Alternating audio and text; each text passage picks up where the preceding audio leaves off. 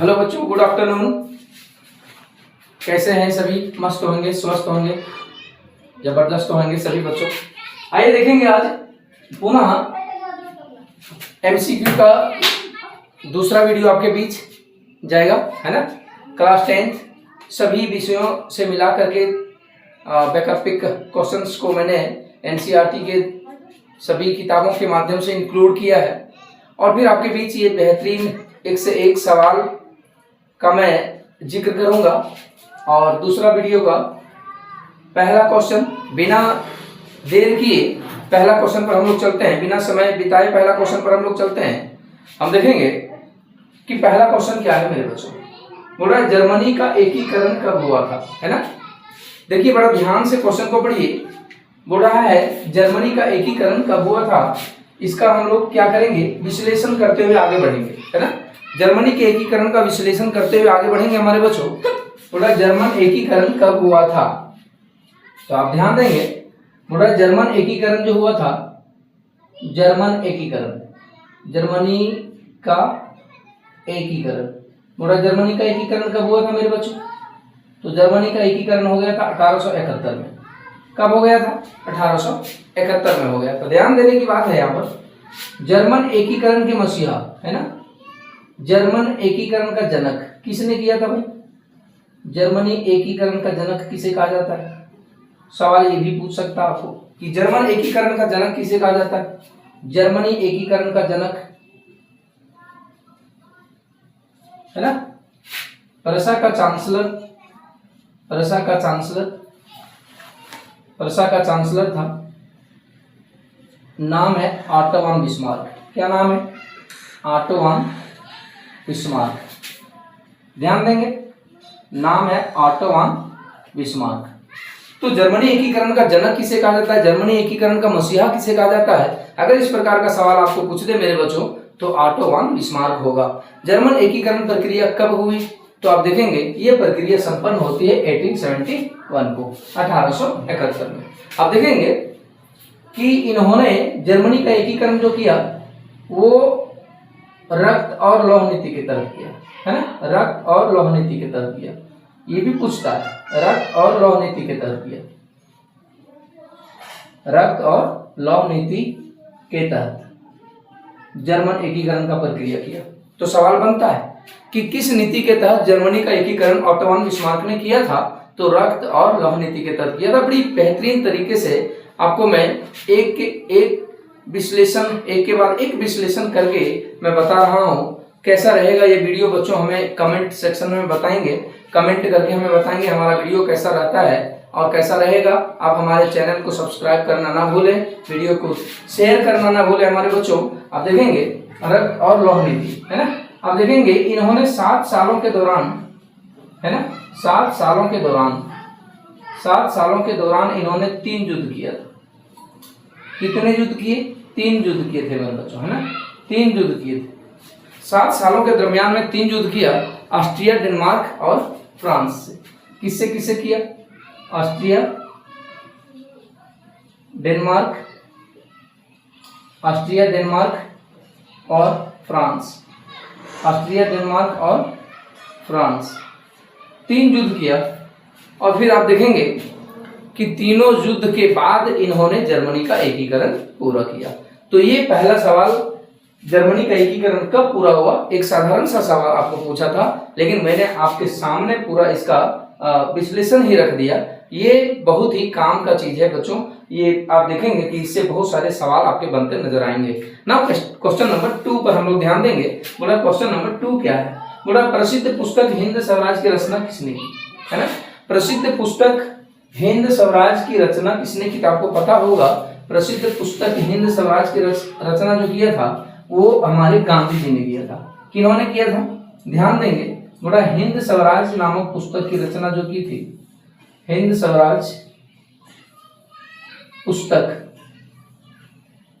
की रचना गांधी जी ने की थी। किन्होंने की थी? रचना गांधी जी के द्वारा की गई, है ना बच्चों, ध्यान देना, गांधी जी के द्वारा की गई। गांधी जी के द्वारा 1909 में की गई थी। कब मेरे बच्चों? 1909 में की गई थी।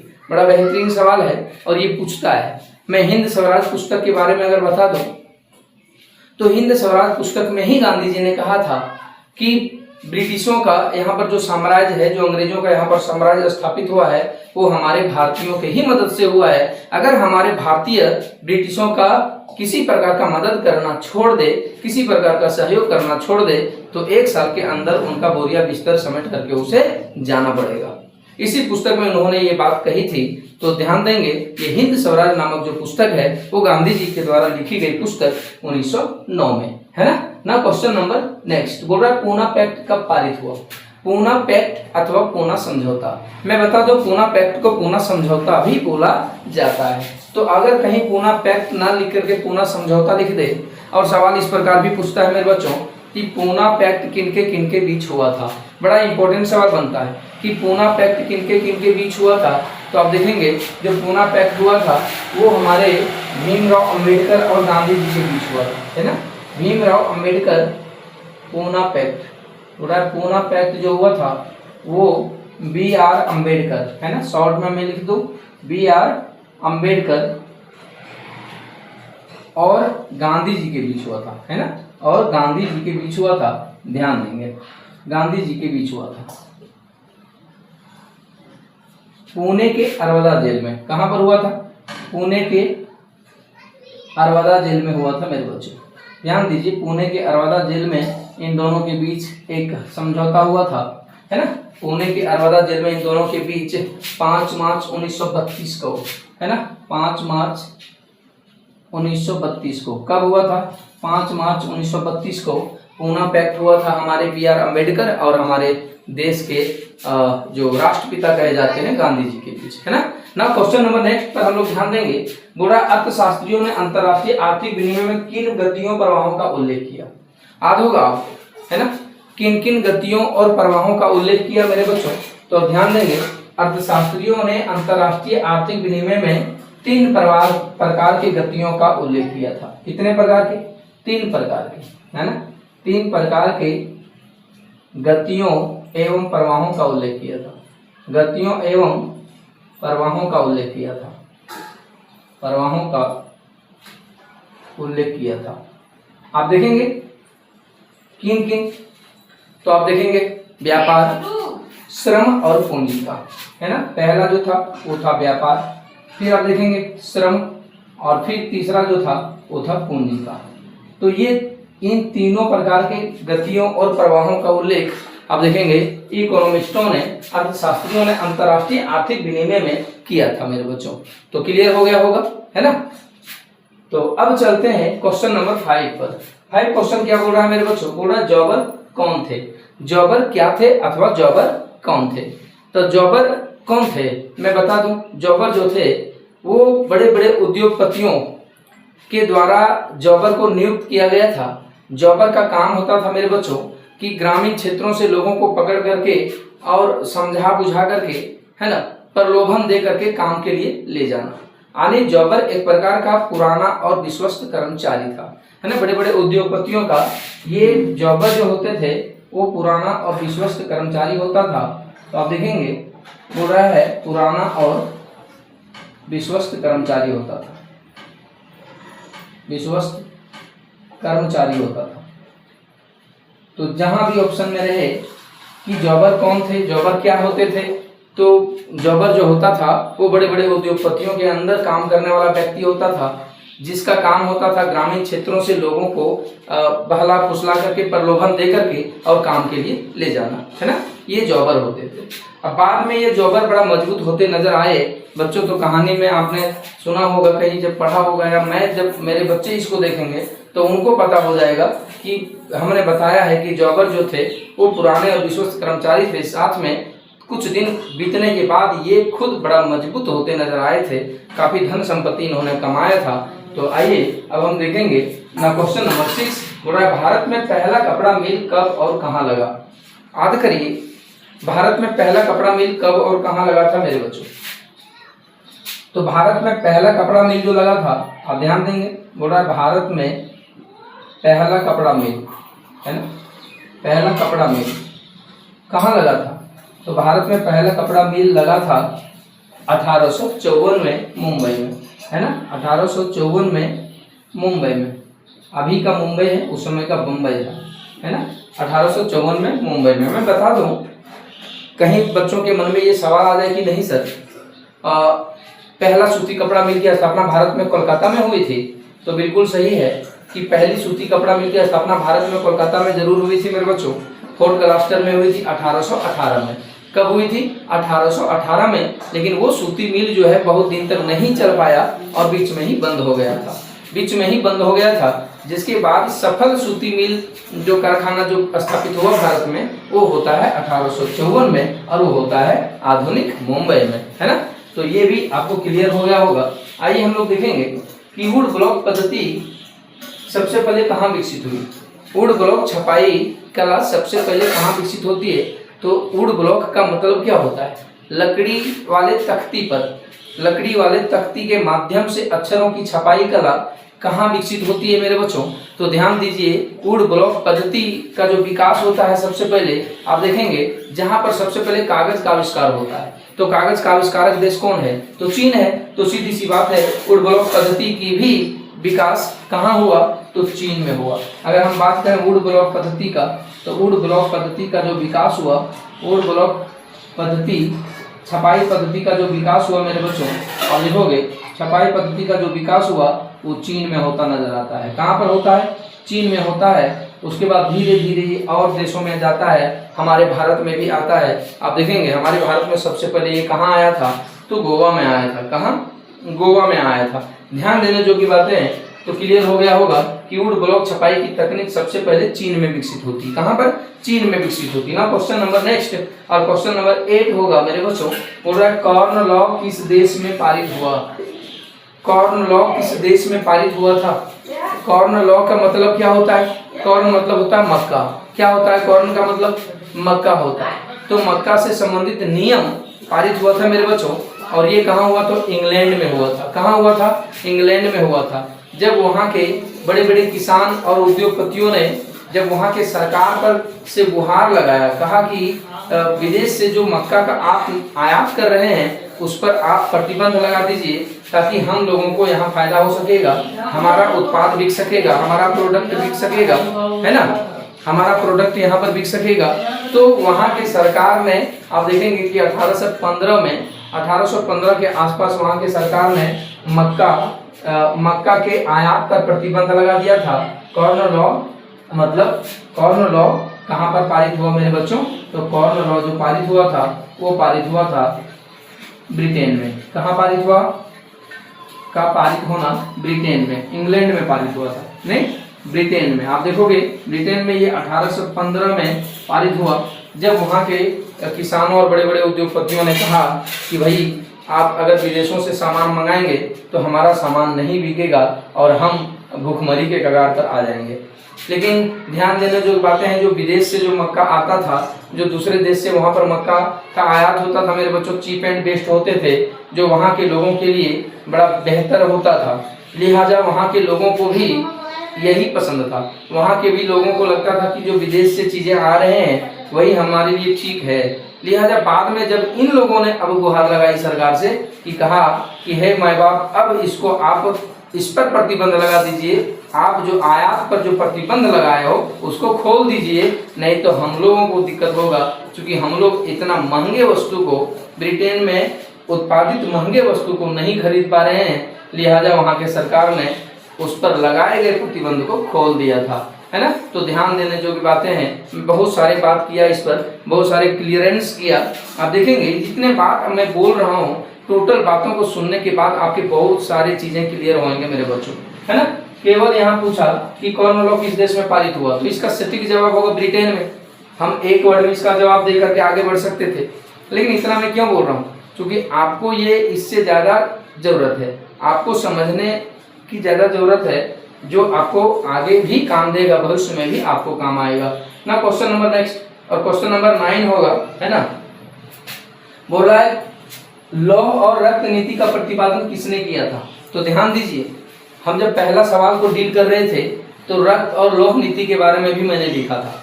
अब करिए, रक्त और लौह नीति के तहत आप देखेंगे ऑटो वन बिस्मार्क ने जर्मनी का एकीकरण किया था। तो क्या इसका जवाब नहीं होगा? क्या इसका जवाब ये नहीं होगा कि इसका प्रतिपादन ऑटो वॉन बिस्मार्क ने किया था। किसने किया था? ऑटो वॉन बिस्मार्क ने किया था। वेरी गुड, है ना। अब हम चलते हैं क्वेश्चन नंबर 10। बोला भारत में आर्थिक महामंदी का सबसे बुरा प्रभाव किस क्षेत्र पर पड़ा था? हमारे देश का बात कर रहा है कि आर्थिक महामंदी का सबसे बैड इफेक्ट किस क्षेत्र पर पड़ा था। बच्चों मैं बता दूं, हमारे देश में आर्थिक महामंदी का सबसे बुरा प्रभाव जो पड़ा था वो कृषि सेक्टर पर पड़ा था। महामंदी, है ना, आर्थिक महामंदी का सबसे बुरा प्रभाव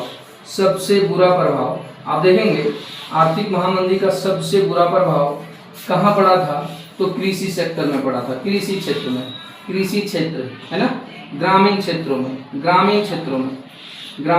में पड़ा था। ध्यान दीजिए, आर्थिक महामंदी कब आई थी? 1929 में आई थी और 32 तक चली थी। आर्थिक महामंदी 1929 में आया और 32 तक रहा था मेरे बच्चों। आर्थिक महामंदी ने पूरी दुनिया को परेशान किया था, पूरी दुनिया पर अपना इफेक्ट छोड़ा था। आर्थिक महामंदी से पूरी दुनिया के बड़े बड़े देश, बड़े बड़े इकोनॉमी धराशायी होते नजर आया था मेरे बच्चों, है ना। तो हमें उम्मीद है आपको यहाँ तक की चीजें समझ में आ गया होगा। नाउ क्वेश्चन नंबर नेक्स्ट, बोल रहा है श्रीलंका में किस समुदाय ने प्रमुख बनाए रखने का प्रयास किया? श्रीलंका में किस समुदाय ने प्रमुख बनाए रखने का प्रयास किया? तो आपको पता होगा श्रीलंका, है ना। मैंने बताया था कि श्रीलंका, अगर हम बात करें श्रीलंका का, तो श्रीलंका आजाद कब हुआ? श्रीलंका स्वतंत्र कब हुआ मेरे बच्चों? तो श्रीलंका स्वतंत्र हुआ 1948 में। और इन्होंने, आप देखोगे कि यहाँ पर सिंहली समुदाय की बहुलता थी। सिंहली समुदाय, है ना, सिंहली समुदाय की बहुलता थी। सिंहली समुदाय बहुसंख्यक में थे, है ना, बहुसंख्यक थे। और आप देखोगे कि यहाँ लगभग 74% लोग सिंहली भाषा बोलते थे। कितने? 74% लोग वहाँ के सिंहली भाषा बोलते थे। और वहाँ के जो मुख्य रूप से आज भी वहाँ जो एकमात्र धर्म मानने वाले लोग जो है सिंहली लोग, वो बौद्ध धर्म को मानने वाले लोग हैं। तो सवाल आपको ये भी पूछ सकता है कि सिंहली लोग, श्रीलंका के सिंहली समुदाय किस धर्म को मानते हैं मेरे बच्चों? तो बौद्ध धर्म को मानते हैं। नहीं, बौद्ध धर्म को मानते हैं मेरे बच्चों। और आजाद कब हुआ? 1948 में। और एक सिंहली भाषा को राजभाषा बनाया। और राजभाषा कब बनाया? 1956 में। कब बनाया? 1956 में। तो क्लियर। अब देखेंगे, बोल रहा है किस शासन व्यवस्था में सत्ता का केंद्र और राज्यों के बीच विभाजन होता है? तो किस शासन व्यवस्था में सत्ता का केंद्र और राज्य के बीच विभाजन होता है ना। तो आप देखोगे किस प्रकार का, तो संघवाद में, है ना, संघवाद में। आप देखोगे संघवाद में बोल रहा है, संघवाद में, है ना, संघात्मक शासन व्यवस्था, या तो आप बोल सकते हो संघात्मक शासन व्यवस्था। संघात्मक शासन व्यवस्था में, है ना, संघात्मक शासन व्यवस्था में आप देखोगे बच्चों कि केंद्र और राज्य के बीच क्या होता है? सत्ता का विभाजन हो जाता है, सत्ता का बंटवारा किया जाता है। तो जहां पर इस प्रकार का शासन व्यवस्था चले उसे हम कहते हैं संघात्मक शासन व्यवस्था या संघवाद, है ना। क्लियर। तो नाउ क्वेश्चन नंबर नेक्स्ट हम लोग देखेंगे कि संविधान के किस अनुच्छेद के अंतर्गत अस्पृश्यता को निषेध घोषित किया गया है ना। अस्पृश्यता का उन्मूलन किया जा चुका है। अस्पृश्यता का मतलब क्या होता है मेरे बच्चों? अस्पृश्यता का मतलब होता है छुआछूत। क्या होता है? छुआछूत, जो हमारे समाज में व्याप्त थी। पूर्व समाज में, प्राचीन समाज में, हमारे समाज में छुआछूत की भावना मौजूद था। और इसी छुआछूत की भावना को देखते हुए हमारे संविधान निर्माताओं ने, बच्चों देखेंगे कि इन्होंने संविधान में इसका उन्मूलन किया है। अस्पृश्यता नामक भेदभाव को, छुआछूत नामक भेदभाव को क्या कर दिया है? आर्टिकल 17 में लिखा है कि भाई इसका उन्मूलन किया जा चुका है। अगर कोई व्यक्ति इस प्रकार का भावना किसी के साथ रखता है तो निश्चित रूप से कानूनी प्रक्रिया के तहत उसे दंड का भागीदार बनना पड़ेगा।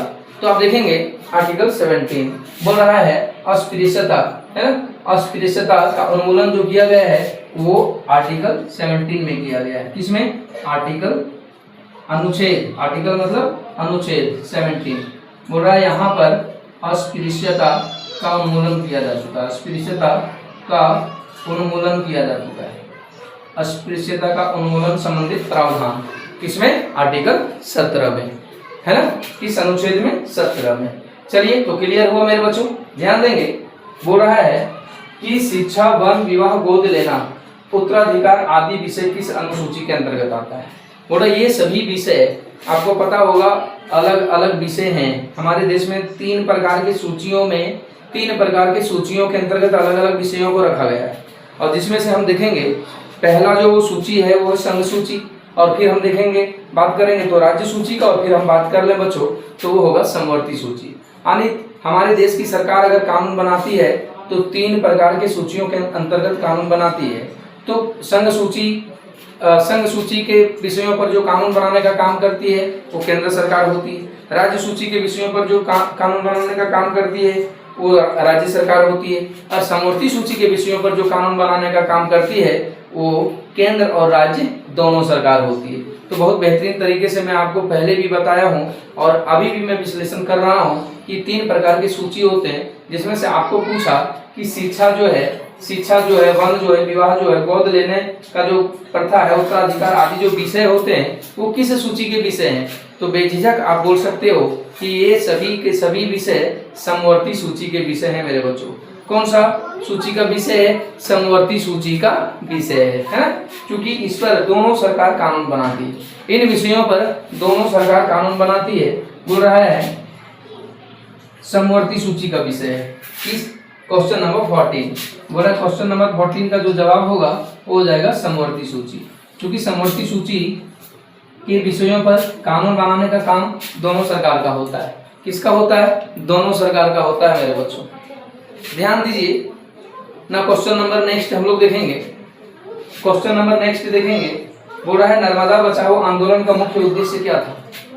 नर्मदा बचाओ आंदोलन का मुख्य उद्देश्य क्या था? तो मैं बात करूं अगर नर्मदा नदी का, तो नर्मदा नदी को बचाने से संबंधित जो उद्देश्य थे वो क्यों थे? सरदार सरोवर बांध जब बनाया जा रहा था तो पता होगा आपको कि सरदार सरोवर बांध कहाँ पर है? गुजरात में। गुजरात के नर्मदा जिले में सरदार सरोवर बांध है, जिसको बनाया जब जा रहा था तो आप देखेंगे कि वहां के लोगों ने आगे बढ़ करके इसका विरोध किया मेरे बच्चों। और विरोध क्यों किया? तो मेन जो पर्पस था, मेन जो उद्देश्य था, वहां के जो लोग जो विस्थापित हो रहे थे, आदिवासी लोग, वहां के स्थानीय लोगों के विस्थापन को रोकना था।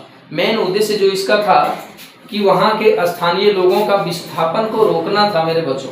तो आपको समझ में आ गया होगा कि नर्मदा बचाओ आंदोलन का जो मुख्य उद्देश्य था वो था वहां के विस्थापित लोग, वहां के आदिवासियों को, वहां के स्थानीय लोगों के विस्थापन को रोकना था, है ना। और इस आंदोलन के जो मुख्य प्रेरणा थे वो थे मेधा पाटेकर। तो आपको ये भी पूछ सकता है कि नर्मदा बचाओ आंदोलन के मुख्य प्रेरणा कौन थे, मुख्य लीडरशिप किसने किया था? तो ये थे मेधा पाटेकर। कौन थे? मेधा पाटेकर थे। ध्यान दीजिए, नर्मदा बचाओ आंदोलन का जो मुख्य उद्देश्य था, है ना, स्थानीय समुदायों के विस्थापन को रोकना था, है ना, विस्थापन को रोकना था। ध्यान दीजिए।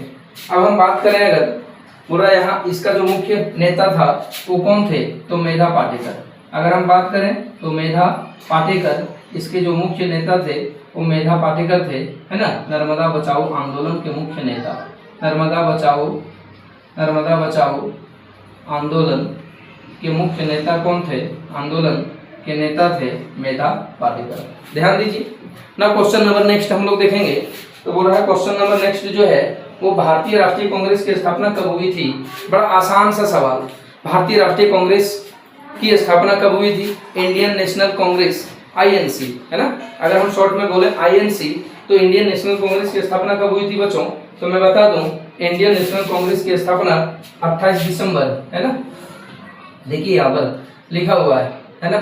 भारतीय राष्ट्रीय कांग्रेस की स्थापना क्वेश्चन नंबर 16 बोल रहा है INC की स्थापना जो होती है वो होती है 28 दिसंबर 1885 को। कब होती है? 28 दिसंबर 1885 को होती है मेरे बच्चों, है ना, 1885 को। इसके संस्थापक कौन थे? तो आप ध्यान देंगे इसके जो संस्थापक थे वो थे एयो ह्यूम, एक अंग्रेज अफसर एयो ह्यूम, है ना, ध्यान दीजिए, एक अंग्रेज था और इसका नाम था एलन ऑक्टा ह्यूम। अब मैं अगर डिटेल्स इसका बात कर दूं तो इसके प्रथम अध्यक्ष कौन थे? व्योमेश चंद्र बनर्जी, WC बनर्जी जिन्हें शॉर्ट में कहा जाता है। प्रथम महिला अध्यक्ष अगर पूछे तो आप बोलेंगे प्रथम महिला अध्यक्ष जो थी वो थी एनी बेसेंट। कौन थी? Annie Besant. प्रथम भारतीय महिला अध्यक्ष अगर पूछे तो थी सरोजनी नायडू। कौन थी मेरे बच्चों? सरोजनी नायडू। और अगर प्रथम मुस्लिम अध्यक्ष पूछे तो बदरुद्दीन तैयब जी। अब बताइए कि जितने भी फैक्ट थे इसके, मैं लगभग फैक्ट जहां से सवाल 1 नंबर का बनता है वो INC से संबंधित मैंने बात कर दिया।